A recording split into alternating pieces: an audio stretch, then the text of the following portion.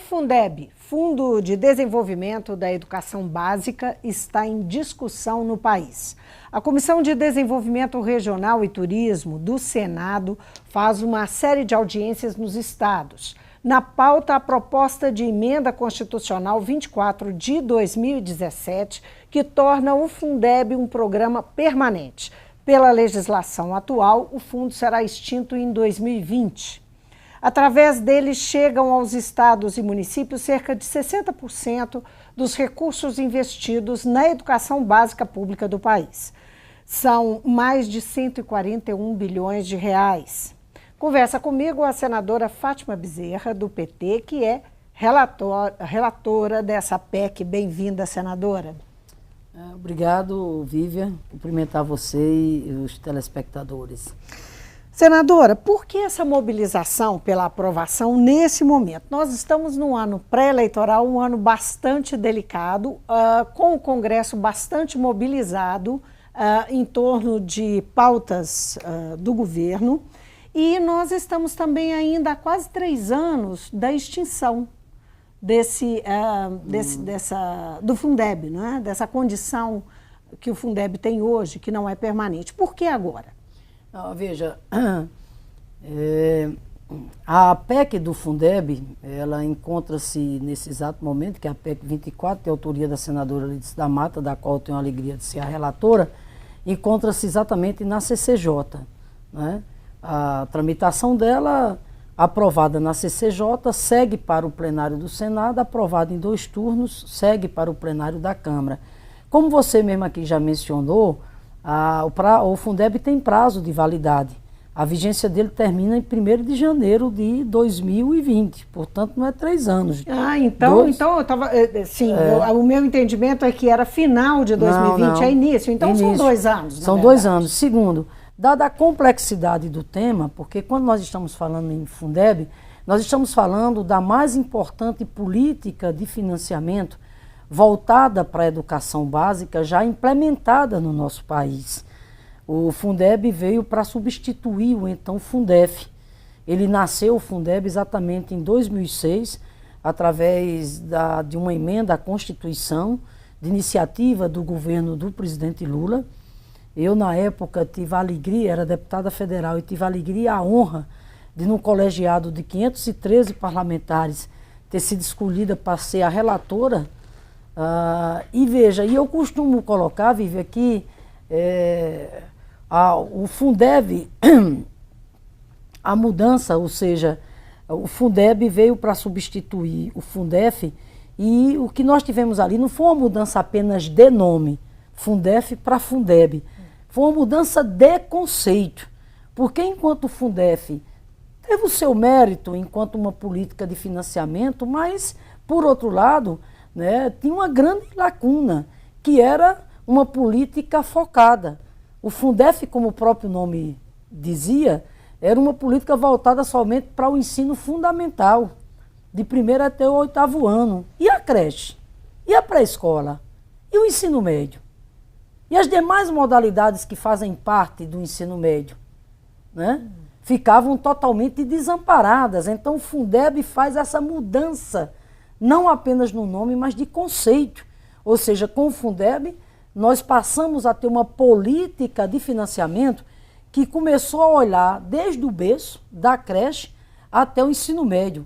Para você ter uma ideia, é tão importante, né, a implementação de políticas públicas, né, que tenham continuidade. Eu vou dar aqui um exemplo. A educação infantil sempre foi abandonada, porque a despeito de na Constituição constar como uma prerrogativa dos municípios, a maioria dos municípios pelo país afora, eu falo dos pequenos e médios, não tinham condições de financiar o atendimento na creche e etc. Tanto é que antes do advento do Fundeb, sabe qual era o percentual de crianças de 0 a 3 que tinham acesso à creche no Brasil? 0,8, Vivian. Senadora, só para esclarecer, porque muitas vezes as pessoas escutam falar do fundo, só para a gente clarear. Exatamente como é que o fundo funciona. Vou dizer. Hoje, esses 60% é em relação ao total de recursos que vem do governo federal Sei. E 60% vem via Fundeb. Como é exatamente que funciona perfeito, isso? Mas como eu só colocando... Para clarear para quem está em casa. Para que as pessoas tenham a ideia do quanto é importante, né, política de Estado, políticas públicas, etc. Antes do Fundeb, você tinha 0,8% das nossas crianças de 0 a 3 na creche. Com o advento do Fundeb, porque o Fundeb passou a contemplar desde a creche até o ensino médio, nós já chegamos a 28% das nossas crianças de 0 a 3 na creche. O Plano Nacional de Educação estabelece como meta, até 2024, no mínimo 50%. Ponto. Segundo, o que é o Fundeb? Como o próprio nome diz, é um fundo de natureza contábil, né, que é voltado para a manutenção e desenvolvimento da educação básica e de valorização dos profissionais da educação. De onde é que vêm os recursos para esse fundo?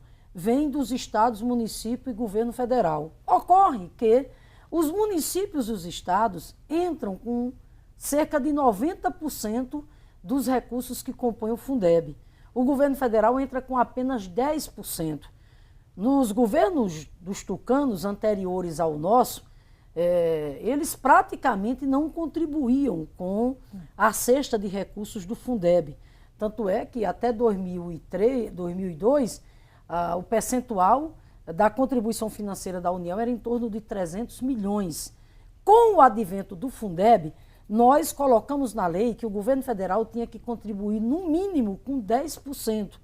Hoje o governo federal contribui com mais de 10 bilhões. Entretanto, isso é muito pouco diante dos desafios que estão colocados para os estados e municípios com as metas do novo Plano Nacional de Educação, que diz respeito a mais creche, mais escola em tempo integral, né, mais valorização dos professores, etc. Daí porque, Vivian, só para explicar, um momento, só para explicar, a PEC, como você disse no início, não é apenas para constitucionalizar uma política pública importante como essa, que é o Fundeb.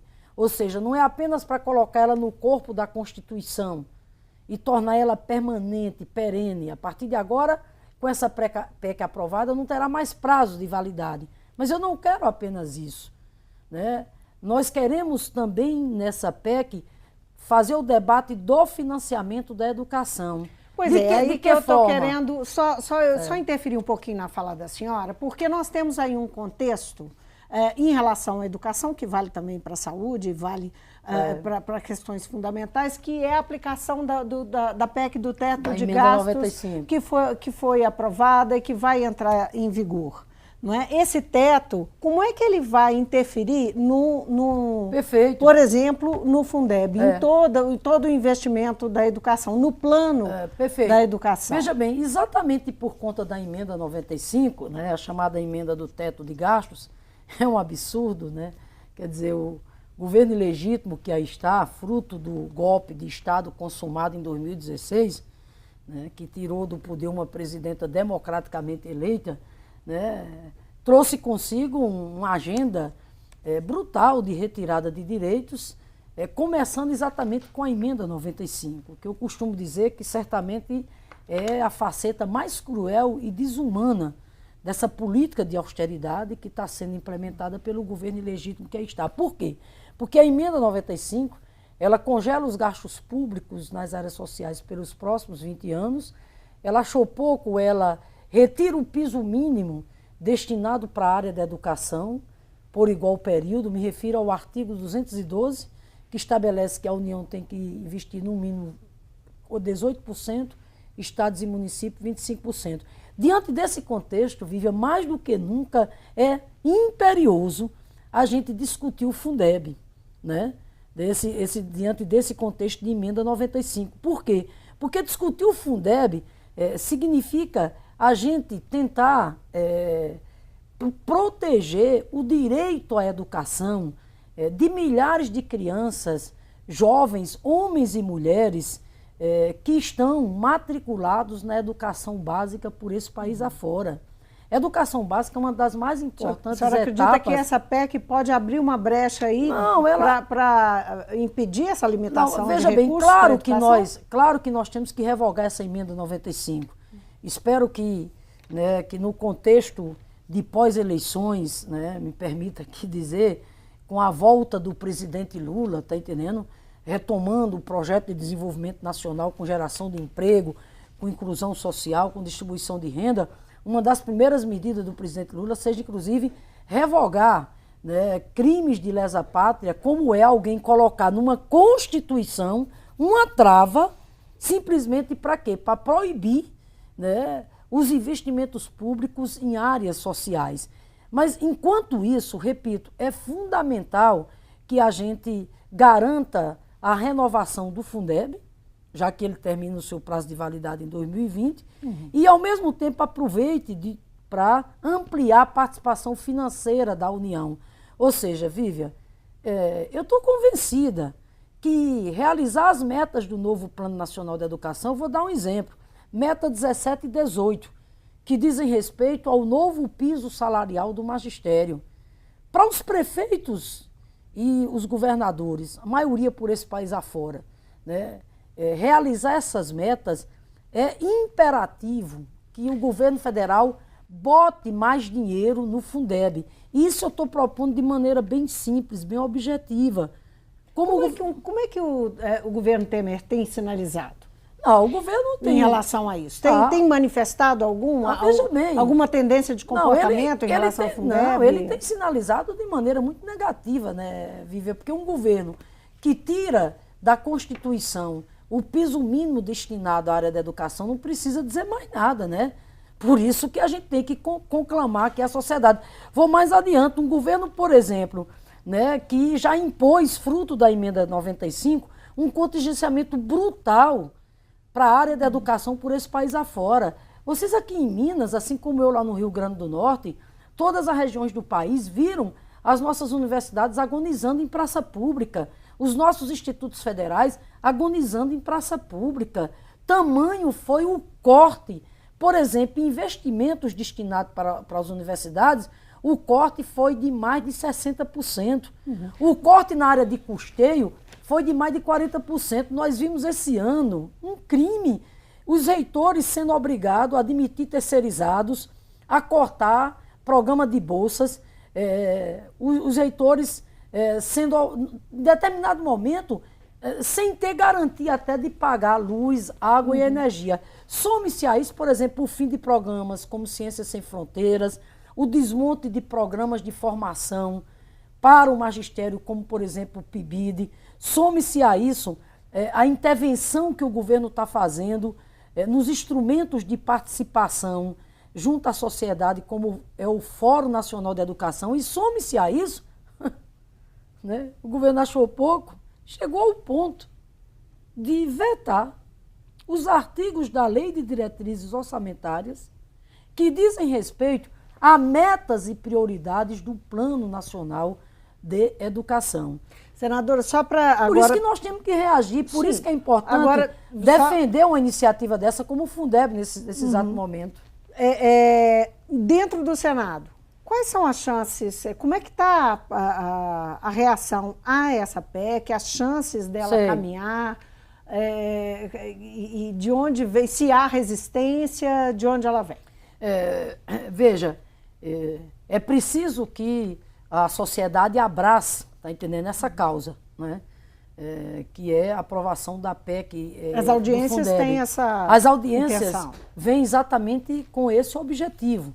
É muito importante, por exemplo, estar aqui no estado de Minas e ter a oportunidade aqui de dialogar com o Sindiúti, que é a voz dos trabalhadores de educação aqui de Minas Gerais. É muito importante aqui dialogar com a Undime, que representa os secretários municipais de educação. É muito importante aqui dialogar com os sindicatos ligados à FASUBRA, aos professores das universidades federais, dialogar aqui com a entidade que representa os conselhos municipais de educação e, sobretudo, dialogar aqui, né, com o presidente da Assembleia, que nos recebeu, junto com o deputado Rogério, que é primeiro secretário da Casa, com os demais parlamentares aqui do PT e de outros partidos, a deputada Marília, a deputada que é presidente aqui da Comissão de Educação, Celise, né?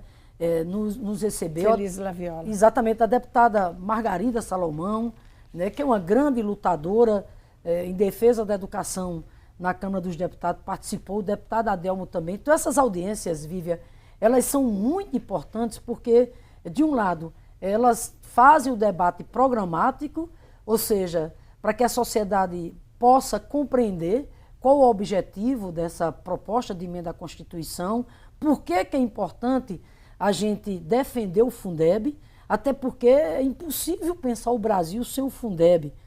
Sem o Fundeb, a rede de educação básica pelo país afora, a rede pública, simplesmente parava, porque os estados e municípios não tinham condições nenhuma.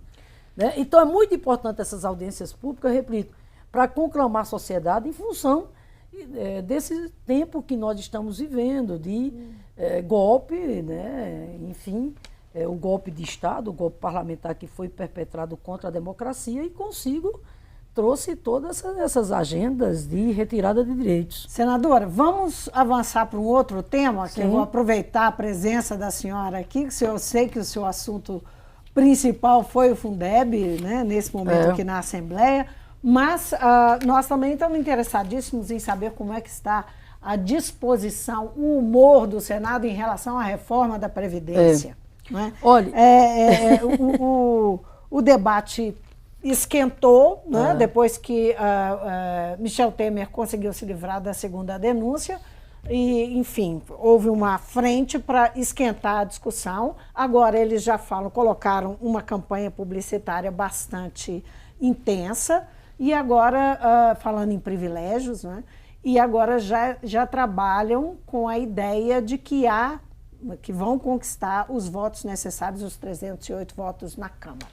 Veja, Queria que a senhora manifestasse a sua impressão sobre esse momento. Perfeito. Veja, depois da emenda 95, essa emenda da morte, né, porque é para tirar os pobres do orçamento quando congela os gastos públicos, né, nas áreas sociais pelos próximos 20 anos.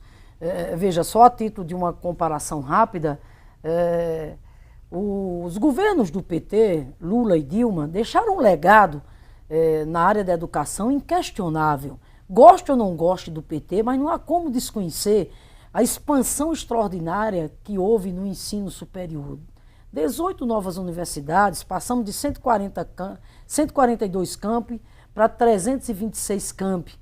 Nós dobramos as matrículas pela via da oferta pública no ensino superior. As escolas técnicas, nós tínhamos 140, passamos para quase 600.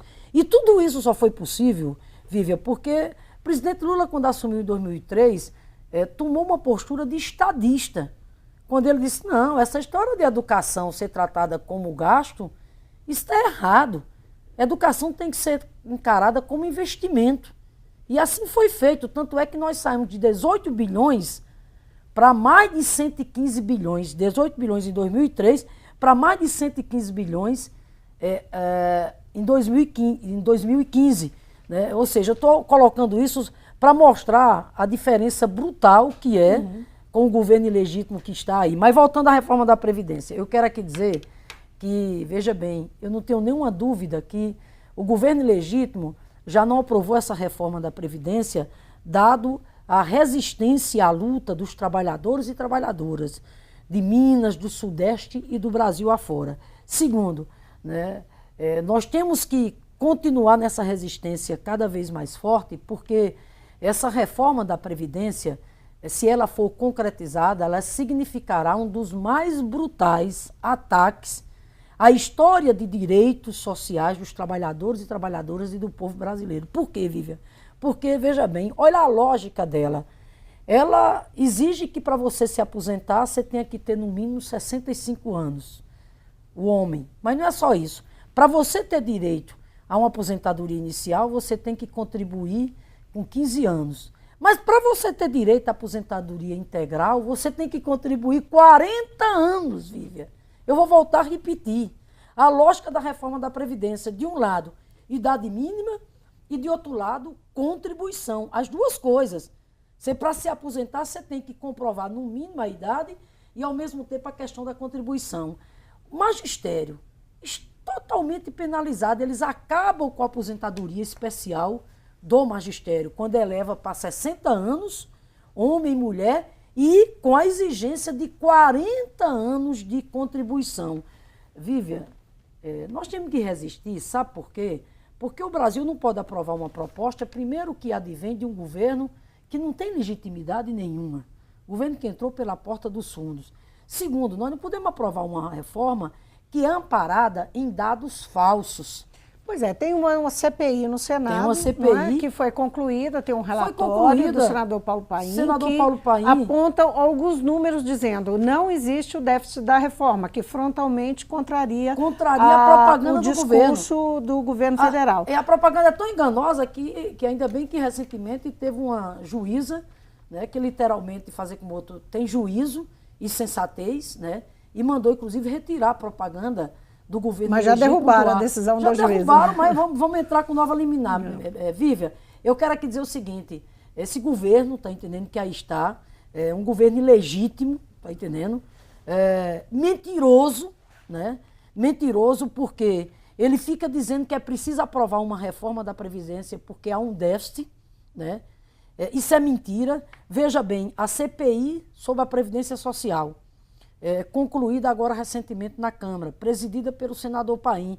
O relatório dessa CPI, Vivian, sabe de quem é? É de um senador do PMDB. Sabe o que a CPI concluiu? Olha aqui, meus caros telespectadores, a CPI sobre a Previdência Social. Primeiro concluiu que não tem déficit nenhum na Previdência, que a Previdência é superavitária. Vamos aos dados da CPI.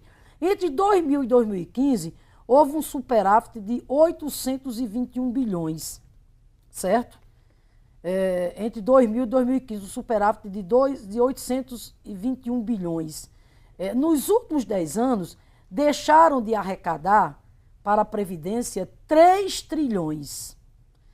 A DRU, que é a desvinculação de receitas do orçamento, simplesmente foram retirados através dessa DRU, desvinculação de receitas da União, foram retirados 644 bilhões da Previdência. E o governo legítimo achou pouco, ao invés de acabar com a DRU, simplesmente aumentou a DRU de 20% para 30%, para tirar mais dinheiro ainda que pertence à Previdência. O Tribunal de Contas da União, olha aqui, não é a oposição não, é o Tribunal de Contas da União que está dizendo, segundo o estudo que ele fez, ele estima perdas em decorrência de fraudes e sonegação de 656 bilhões por ano da Previdência Social. Diz ainda o TCU, de apropriação indébita, ou seja, os empregadores que cobraram dos trabalhadores, mas não repassaram para as contas da Previdência, foi mais uma lapada de 125 bilhões de reais.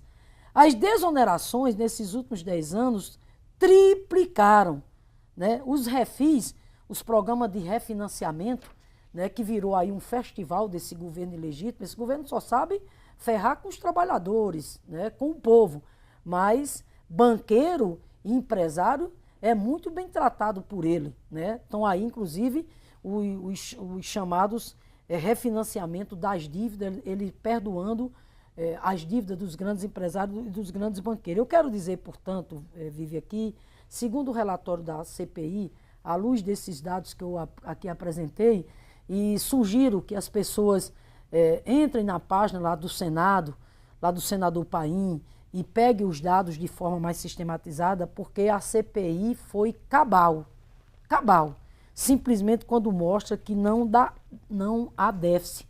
O que existe, que precisa ser corrigido com relação à questão da CPI, é a questão dos problemas de má gestão, né, de administração e de fiscalização e cobrança de devedores. Por fim, Vivi, eu queria aqui dizer o seguinte, nós não podemos aceitar um governo, repito, que de repente quer aliciar o voto dos parlamentares, inclusive comprando esse voto com emenda, com promessa de liberação de empréstimo, com liberação seletiva de orçamento, como ele fez para se livrar da primeira e da segunda denúncia.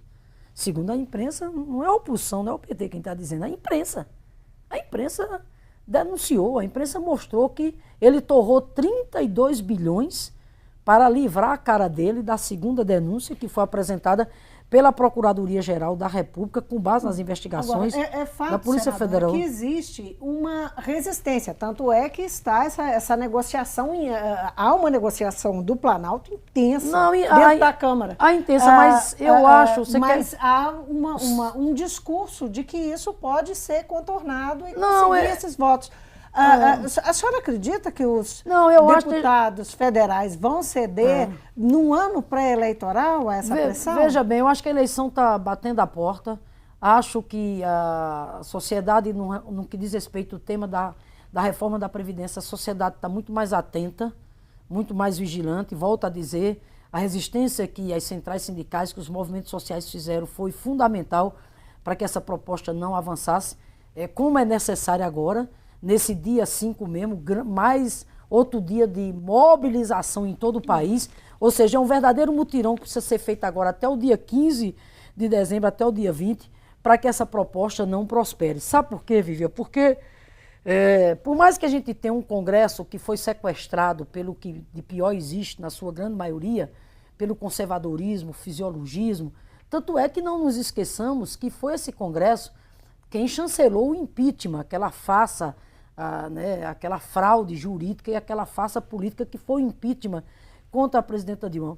Mas por mais que esse Congresso seja esse, tem uma eleição batendo na porta deles e eles estão receosos. Além do mais, como justificar, Vivian, que, por exemplo, ele quer fazer... Eles falam muitos deles falam que seria um suicídio político. Seria um suicídio, muitos sim. Sabe por quê? Porque como justificar que você aprova uma reforma da Previdência para retirar direito dos idosos, dos pobres, dos trabalhadores e trabalhadoras, sob a justificativa de economizar 480 bilhões em 10 anos para cobrir o rombo de uma conta pública feita inclusive por ele, e ao mesmo tempo eles aprovaram uma medida provisória 795 que isenta as empresas petrolíferas de impostos, né? Falo das empresas petrolíferas que vão atuar nos campos de exploração do pré-sal. Pois bem, Michel Temer, né, para atender os interesses da Shell, né, e das multinacionais, mandou uma medida provisória para o Congresso, que inclusive já foi aprovada em primeiro turno na Câmara, onde, com essa brincadeira, isentar essas empresas de pagar impostos, ele vai abrir mão, sabe de quanto? 40 bilhões ano. 400 bilhões em 10 anos, 800 bilhões em 20 anos e 1 trilhão em 25 anos. Aí, por outro lado, querer ferrar, desculpa a expressão, né, os trabalhadores e trabalhadoras e o povo brasileiro, inviabilizando o direito do povo brasileiro a uma aposentadoria justa com uma reforma dessa para economizar 480 bilhões, Vivian, meu sentimento é o seguinte, é que quanto mais pressão social, quanto mais mobilização popular, mais vai ficando difícil do governo ilegítimo ter os 308 votos necessários para aprovar essa reforma. Eles não conseguirão. Senadora, infelizmente o nosso tempo acabou, eu vou ter que encerrar a nossa conversa. Muitíssimo obrigada pela visita, pela entrevista, viu? E até uma próxima vez que a senhora vier. Eu que agradeço, Vivian, e mais uma vez aqui dizer do quanto foi importante a audiência pública aqui sobre o Fundeb na Assembleia Legislativa, viu? Agradecer a todos e todas que participaram da audiência pública. Eu conversei com a senadora Fátima Bezerra, do PT do Rio Grande do Norte. Ela é relatora da PEC 24 de 2017 na Comissão de Constituição e Justiça do Senado, a PEC que torna o Fundeb permanente. Nós conversamos sobre esse assunto, que é muito caro à senadora, que é inclusive uma pedagoga, e também sobre reforma da Previdência, que está lá tramitando no Congresso, reforma a qual ela se opõe, o partido dela, o PT, enfim, a oposição ao governo Temer, que se opõe à reforma da Previdência e que está lutando pelo Fundeb. Foram esses dois assuntos que nós tocamos aqui. O Mundo Político fica por aqui. Obrigada por nos acompanhar e até o próximo programa.